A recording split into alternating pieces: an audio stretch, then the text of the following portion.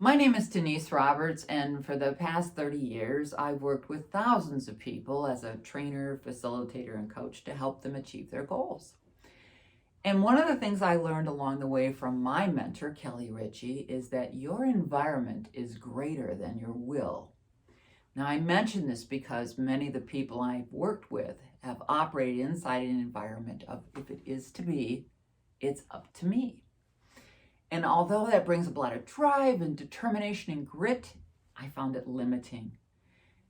That's why we recently found a new environment that we created, one that's expansive, one that brings people together to collaborate, to share ideas, and then apply those ideas week after week.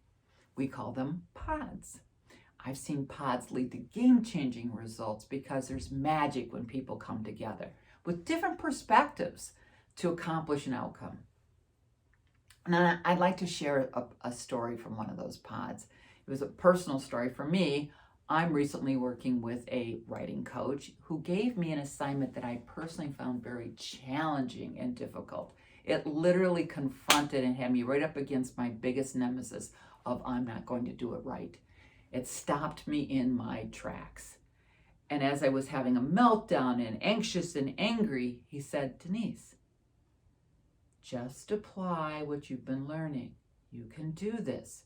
And just like that, anxiety left the room, creativity came in, and I could produce the result. Now, the reason I mention that to you is left to my own devices. What would have happened is this. I would have put it off. I would have waited to the last minute. I would have forced myself to produce the result. And I would have been left with the feeling of it wasn't good enough because of the anxiety. Now, each week, we're going to be sharing stories like that from our pod, people who have had breakthroughs, ahas, things that have worked for them, outcomes that they've produced.